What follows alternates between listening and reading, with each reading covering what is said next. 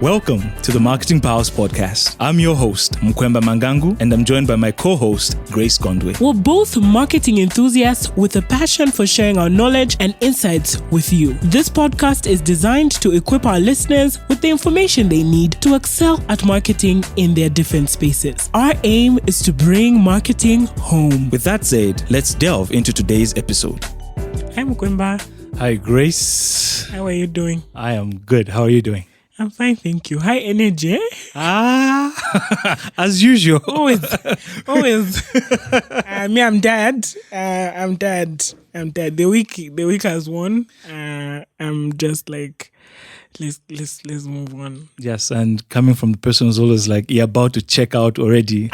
Let's close the week. Look at me now. Look at you now. Look at me now. How the tables have turned. Anyway, ready for a good conversation today? As usual, just get into all the nuggets we've laid out for today. And after we introduced ourselves last week and just said who we are, we're ready to get into the specifics. I mean, what we are trying to do, obviously, like we said last week, is get into the nitty-gritties of marketing, give people an understanding of exactly what it is. So that is what we are getting to into today's episode.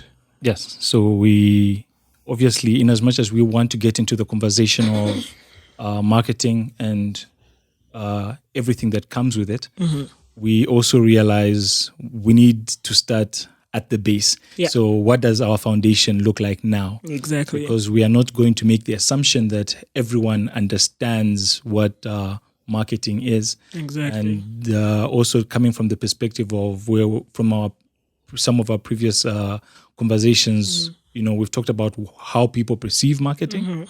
And so to start from what is marketing, why is marketing important, and just let people understand that, so we can just lay some groundwork so that when we start getting into all these conversations that will go deeper in the future, people already have a baseline of, okay, this is where we're starting from. Yeah. So how do you define marketing?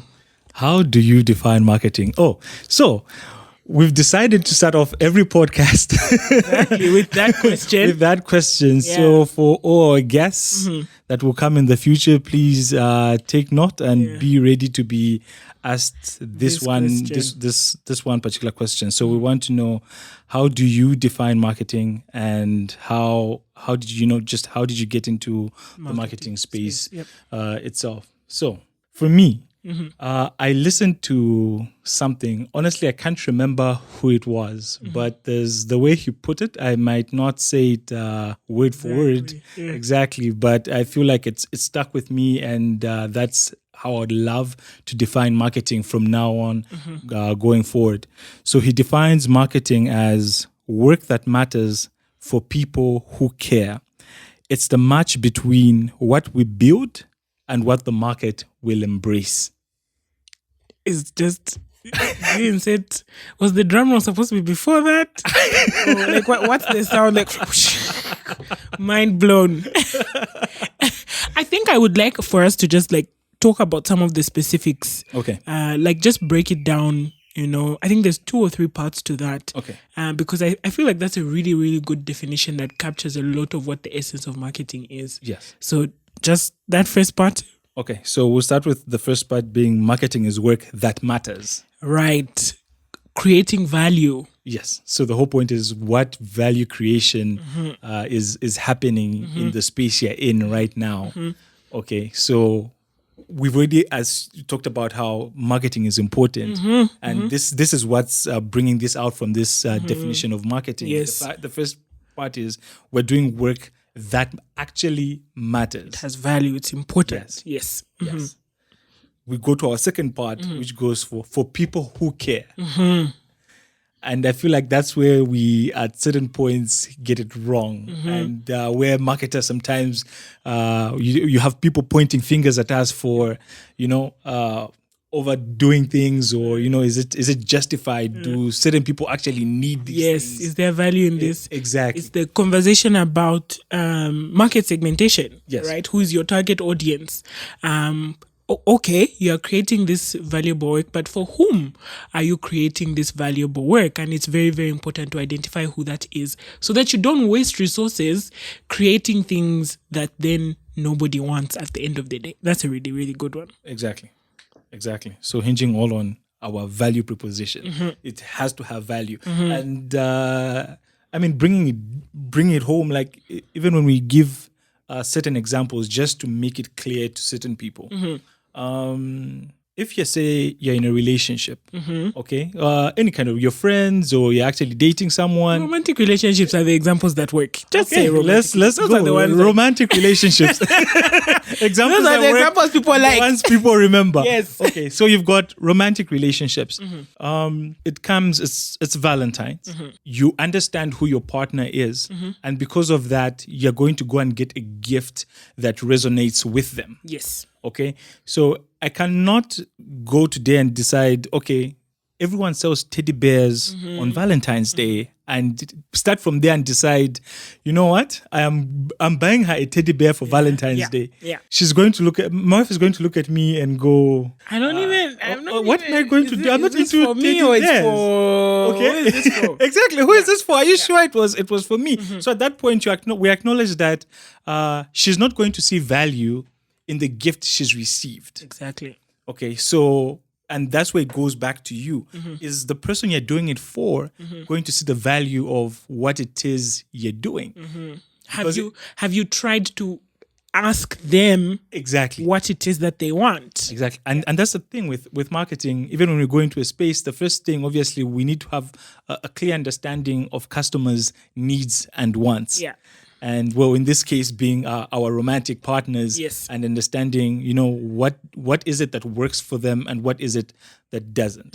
In my case, I would have to go and actually buy. If I bought jewelry, a nice watch or some earrings, that would be like, wow, okay, Yes, please. you did it. You nailed it. If I Successfully satisfied the customer. exactly. If I do the opposite, it's like, okay, who is this for? Yeah, exactly.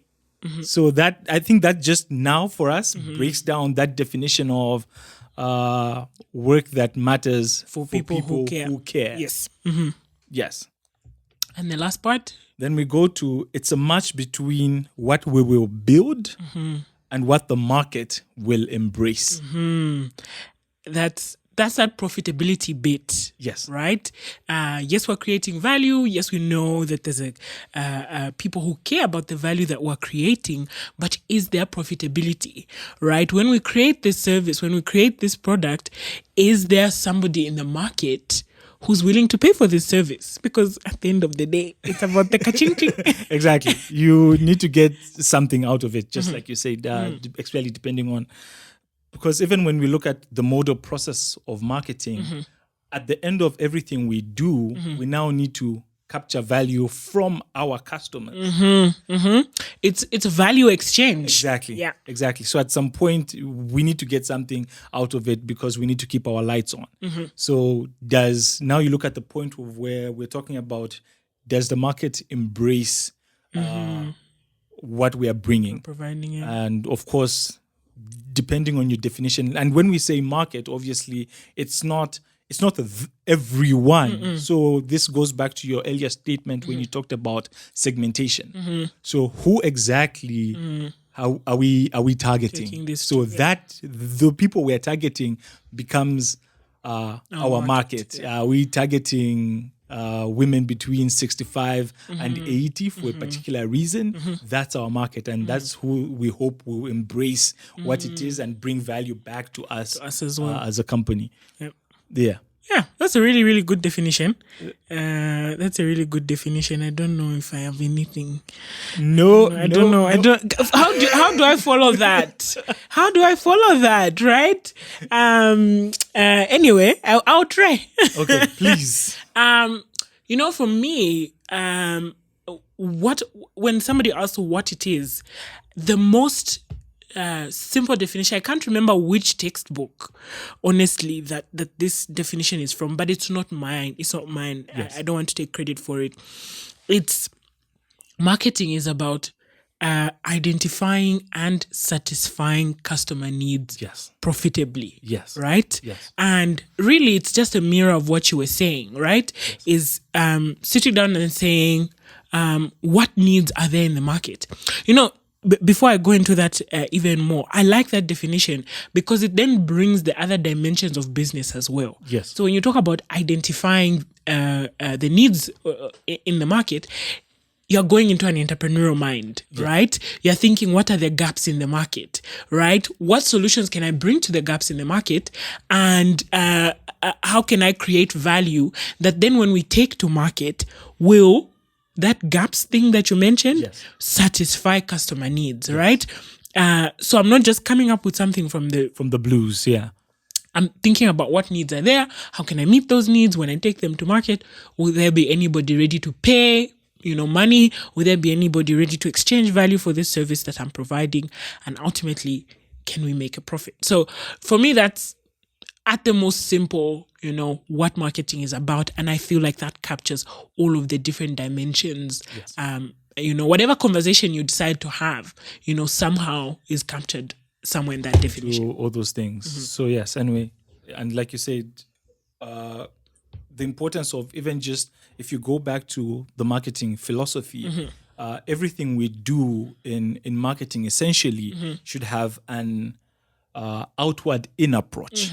So that's customer centric. Exactly. Yeah. So we are customer centric. We don't just create products and decide people are going to buy them.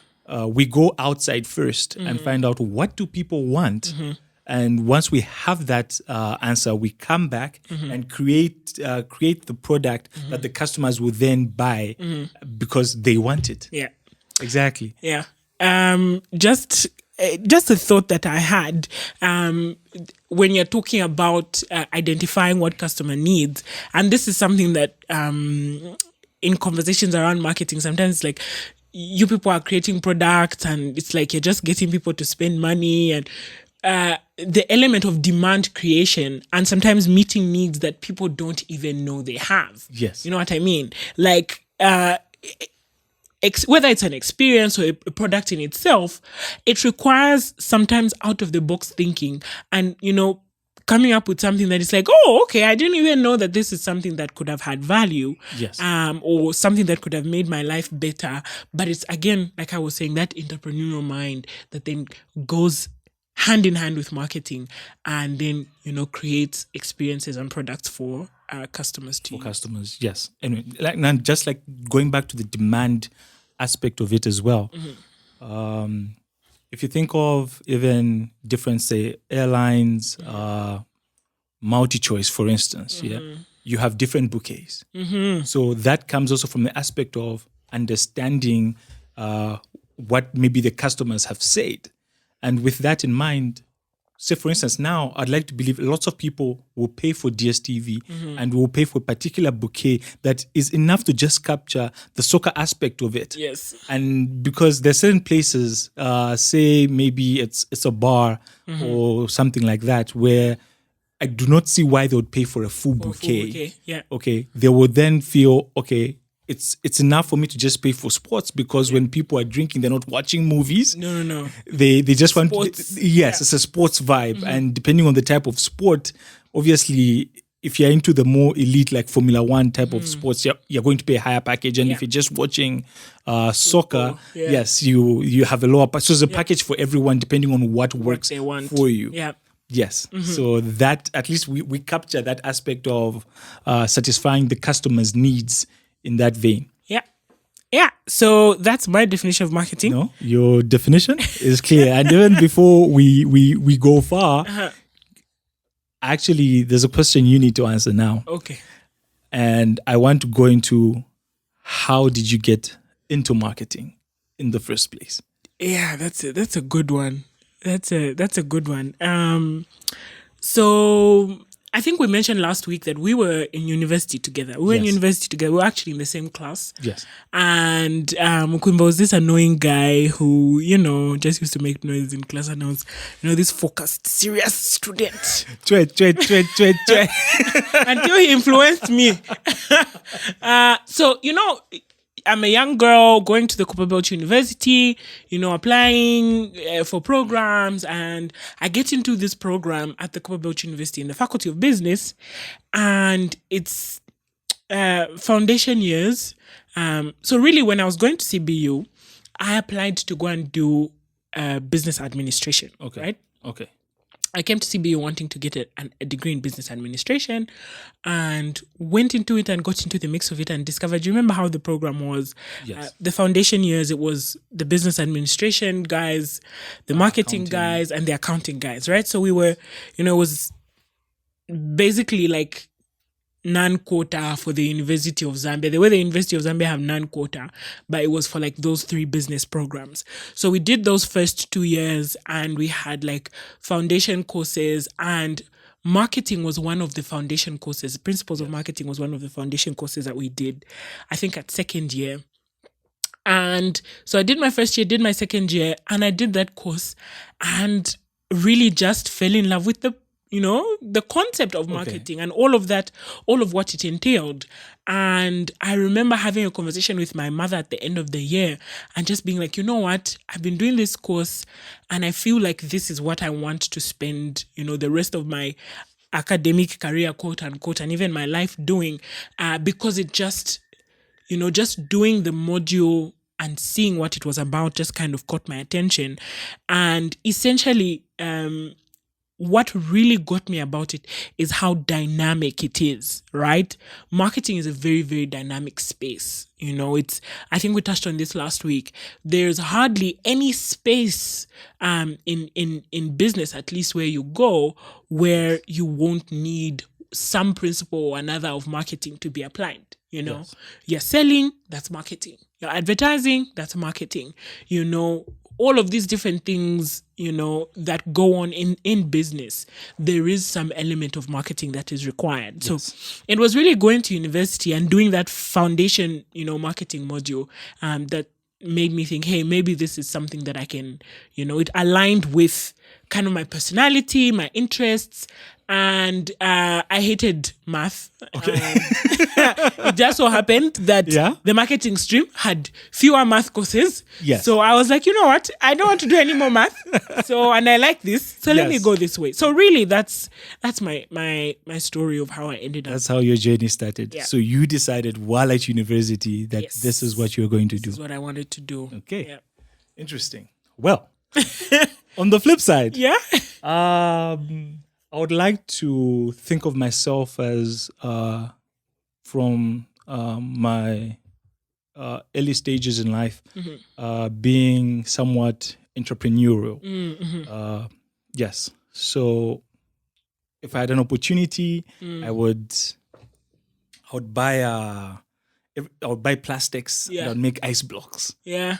So when you go for like a church program or anything like that, and I would be selling, and before you knew it, I was one of those people. Literally, I'll put something on the gate and say ice blocks for sale.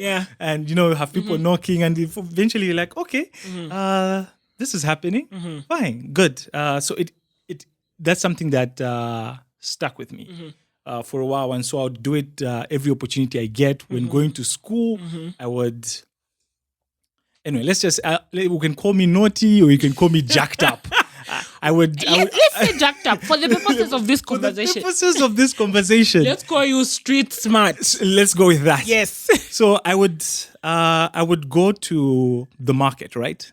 And there were all these cheap things that were. They were cheap in the market. So I would get them and go with them to school. But for the purposes of this conversation, let's just say the people I was going to school with were not street smart. They were not. Mayadi. They were book smart. They were book smart, but not street smart. Exactly. So you'll find that if I go with these items, it was a big deal because now... everything they're used to buying, they would go and have someone buy it for them. Yeah. So then I brought the aspect of, hey, look at this. I think it looks nice on you. Here's a bandana. Here's I remember those bandanas. It was in fashion on your wrist. Exactly. Around your head. There's the Nike ones, the Puma ones you put on your wrist, and the headband you put on your head. And I'm like, okay. And people were like into that stuff. So it stayed becoming cool, and I would keep selling it. another pivotal point. If Tukia was here, I think he would have he'd probably be like, really? Because I think he's got a similar opinion. I don't know, close to his journey, so I'm not stealing it from him. Was growing up. So with this background that I've mentioned, and then we have the aspect of growing up and watching The Apprentice. I think it was Donald Trump, The Apprentice, and he was the host. And so obviously to have these businesses run, he would send people on different tasks and make sure. So for me, that was seemingly very interesting. And when I looked at the options I had, I figured, you know what? I'm going to do marketing. And I feel like I went to university with that in mind already. That's a really cool story. I think, we take for granted how important sometimes how important these backstories are, and how like those foundational things that then shape how we view the world and how we want to do, rather why we want to do the things that we want to do. And that's actually a very, very important part of the marketing experience, because there's a psychological aspect, to buyer behavior, consumer behavior, all of those things. And I think that's why we wanted to just mention that, because we know it's not out of the blue. It's not out of the blue that someone will want to listen to this podcast. It's not out of the blue that someone will want to buy a product, get a service from a particular service provider. And so that background is always important. I think one thing that I didn't mention, though, is my father is actually a marketer. Really? My father, he did a Chartered Institute of Marketing. Okay. So that's his background. Okay. However, he had no... my parents kind of threw me in the deep end. Like, what do you want to do? And I said, guys, what should I do? And they said, no. That's between you and God. That's your decision. It's your choice to make. But like low-key, I think the conversations that I had with him, the things that I saw him do, just like you were saying, different like entrepreneurial ventures and stuff like that. And I think just in a subtle way, he... I think influenced my decision because I saw what he was doing and how it aligned with me because of the way it shaped my like personality and my character and who I am and what I am today. So that's some background. Well, that's some background information. So now that we've cleared obviously how we define marketing, how we got into marketing, and now we can now look at this over picture of everything marketing involves and how we will get into a lot of these specific conversations and bring it closer to home. So I think we've touched on how marketing is very dynamic and there's so many different aspects to it. And so just the next few conversations will be touching on the different topics and stuff like that. But we'll try and just, touch on broadly, some what we would call like major segments, or, if you are just now getting into marketing, we'll touch on some of the interesting titles or names or terms that you hear. Yes. Just briefly touch on all of those, and then we'll get into the specifics of it in future episodes. So fundamentally, what are the first things? If someone is getting introduced to marketing, fundamentally, what are the first few 3 or 4 things that they're probably going to hear about when they come to marketing? The 4 Ps. Of course. What are you? Is it marketing if you're not? If you do not know what the 4 Ps are. Yes. So the 4 Ps are very fundamental to marketing at its core. And so in as much as the world is changing and things, everything around us is evolving, for one reason or another, we still remain at the core with the 4 Ps of marketing because they still encapsulate everything that's going on, even in those changes at a higher level.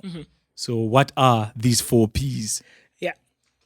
Oh, you want me? Oh, okay. So when we're talking about the 4Ps, I thought you were carrying this on your shoulder. So when we talk about the 4Ps, we're talking about price, place, Yes. promotion, Yes. and product, right? Yes. So whichever way you look at it, right? These are like backbone things that can help shape your approach to marketing. So product, it can be a physical product, it can be a service, it can be a service, it can be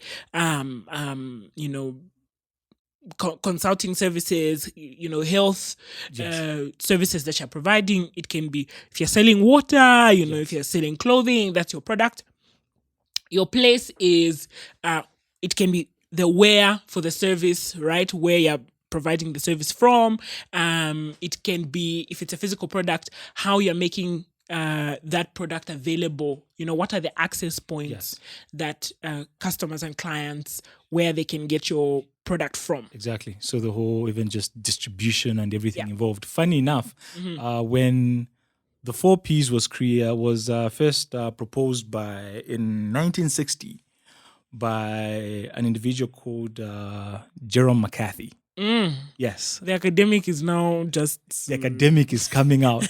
So initially, he just put 3 Ps, which was product, price, and promotion. And then the fourth was distribution. So it was 3 Ps and 1 D.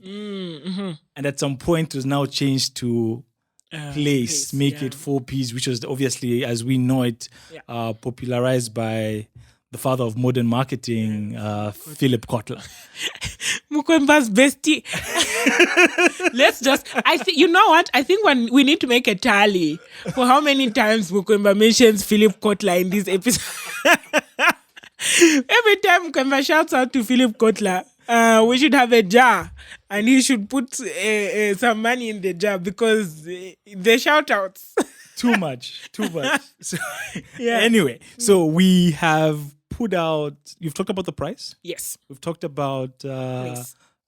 No, you've talked about place. Yes. And we've talked about the product. Yes. So then price and promotion. Then we also have price. So obviously price is, what are you pricing at? What are you pricing your product or service at? And all this has a marketing component, because in many situations we now acknowledge that price has a connotation it carries in the minds of consumers. Yes. So you find a very high price in certain situations.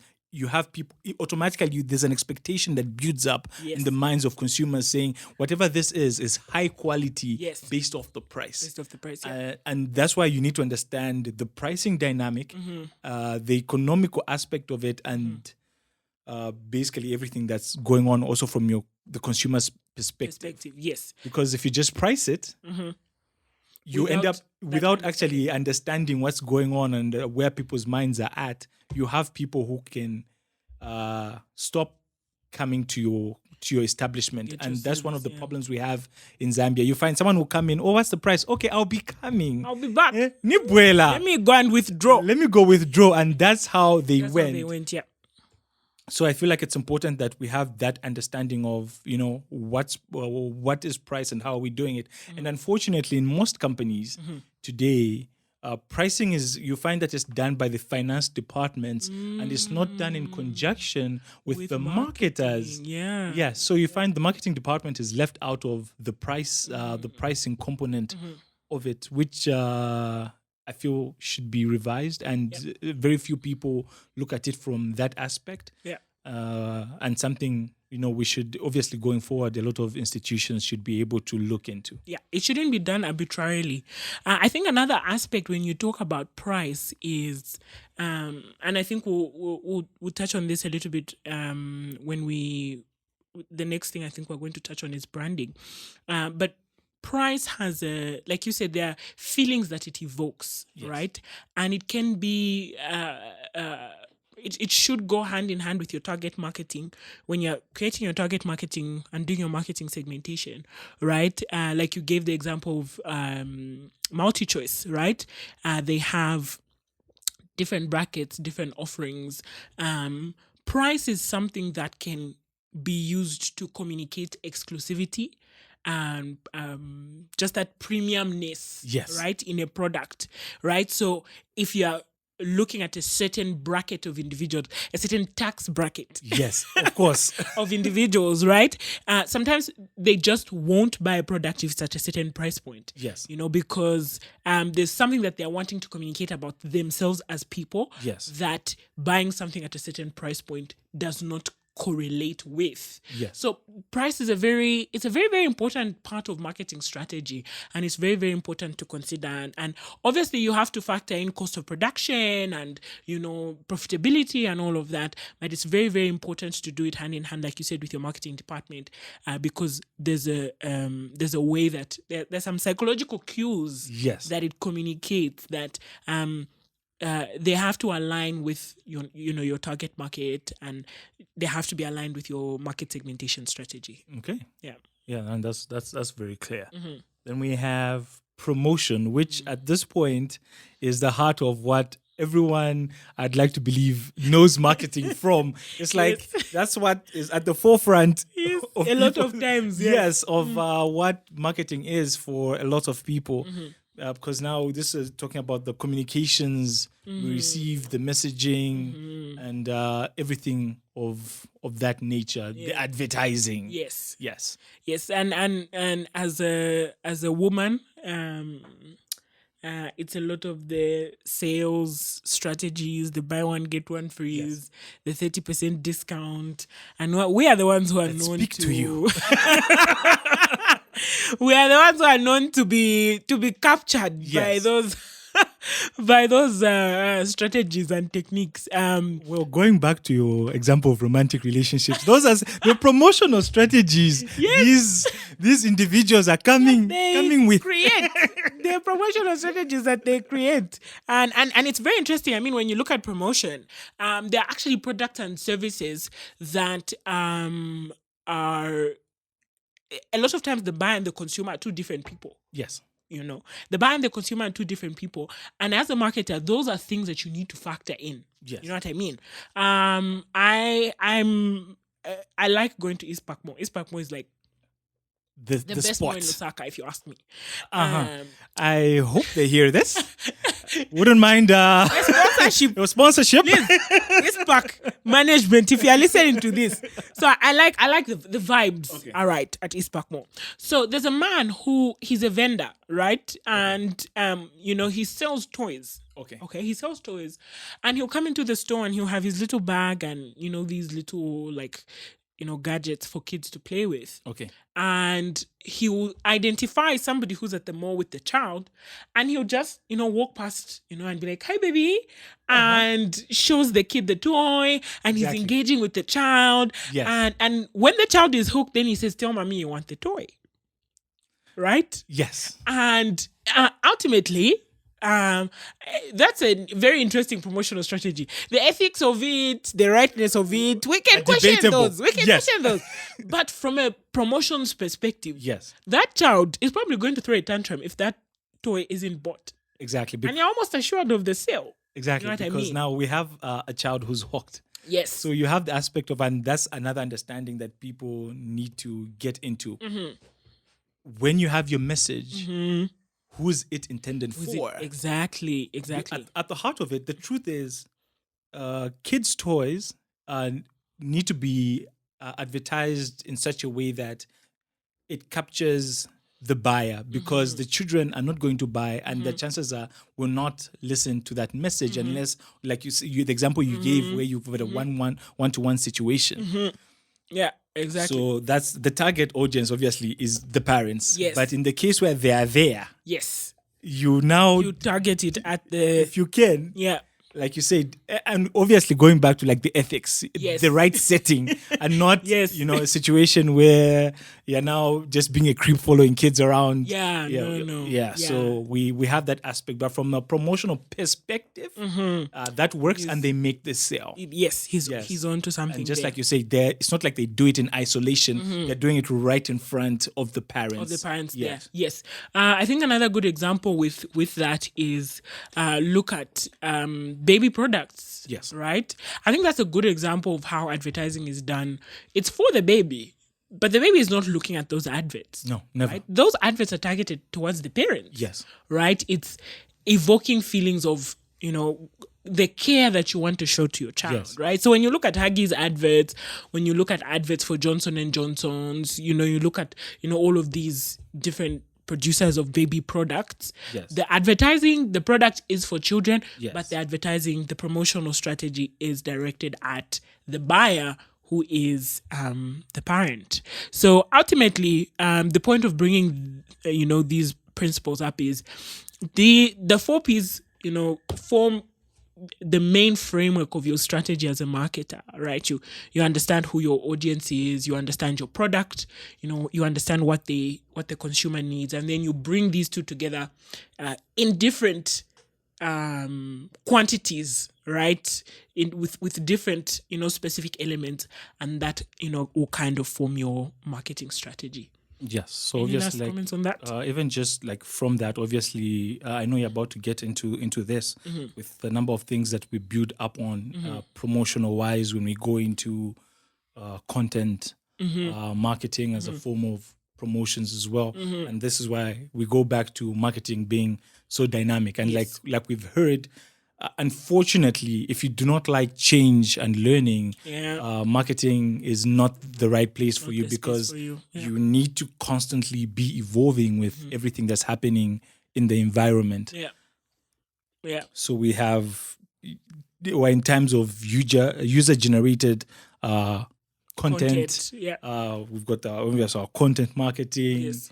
And all those things that we obviously will get into and have conversations around how this works under promotion and how it helps certain people get a level of awareness. Yes. And build brands for certain institutions. Yeah, maybe let's just go straight into that actually, and just touch on, talking about how promotional strategies have changed and how we're in the era of digital marketing. I mean, across the board, the world is digitizing at a very, very fast pace.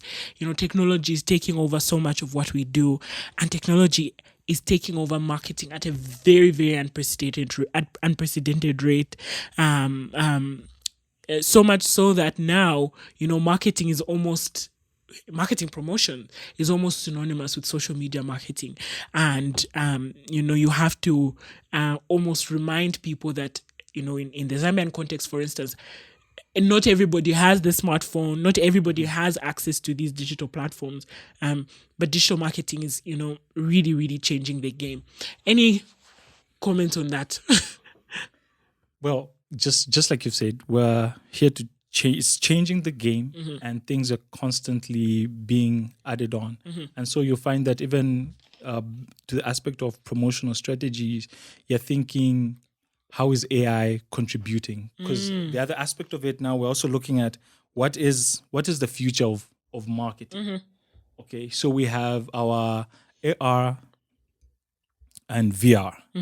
So we've got our augmented reality, and we also have virtual reality. So we're getting into what are the future trends of marketing as well, just aside from the promotional aspect of it. So we look at it from the aspect of how are people creating experiences for customers that take them out of their current reality? And these are some of the things we're looking into. Then we've got AI right now, which came just like boom. Yeah. Exactly. Changed the game completely. And now we have Microsoft, which is creating inbuilt AIs in the Microsoft suite.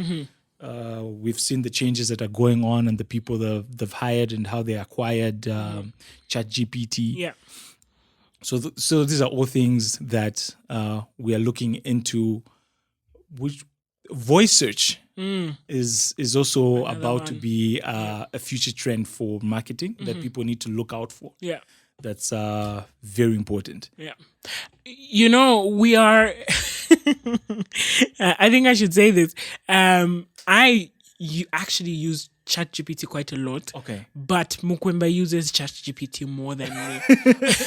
And I think we were joking about how, you remember how when we were in university, we used to have these funny thank you notes. We'd say thank you to Google, thank you to Wikipedia. Yes. And we were just laughing about how, the current generation of young people are going to be saying thank you to ChatGPT. But anyway, the point I'm trying to make is, as a marketer, the perspective that you need to take is that these are tools. Yes. Right? These are tools to make your work better, right? It's giving you information at your fingertips, and information is gold for the marketer, right? Yes. It's giving you, like you said, we're in the era of data analytics, big data and all of that.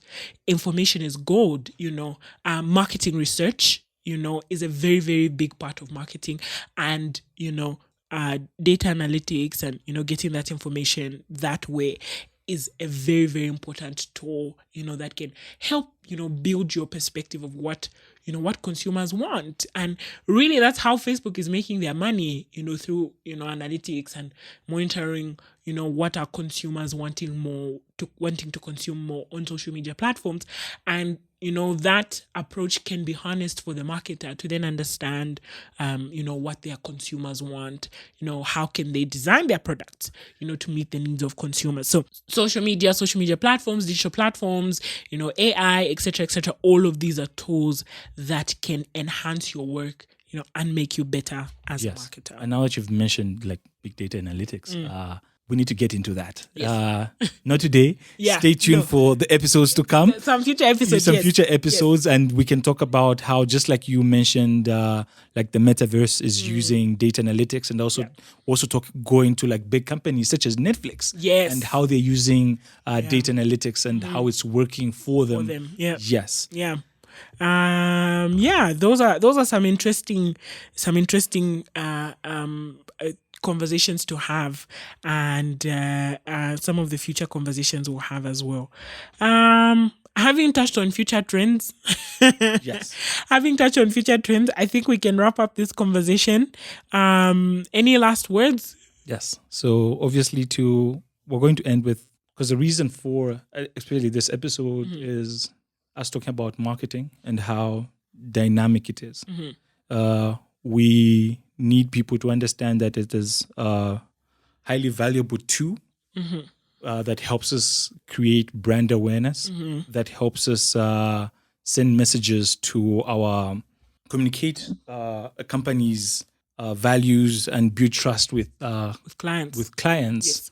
And everything it does for us, and enhancing lives as well. Yeah. And also getting to the aspect of, in most times, it's in it for the long game. Yes. And what we need to know as the people who interact with marketing. Yeah. Yes. Yeah. Definitely marketing is a long game. And, like we said at the beginning of the episode, it's about understanding your clients, right? It's customer centric. Marketing will always be about what does the client need, even if sometimes it means knowing what they need before they need it. Yes. Well, sometimes you need to make people aware of what they need. Of the sleeping, the needs are there. They are sleeping, exactly, but they are there. So it's really, we want you to have an understanding of how a customer-centric approach, will probably, benefit you way more, because ultimately the value that the customer gives is what is going to drive your business forward.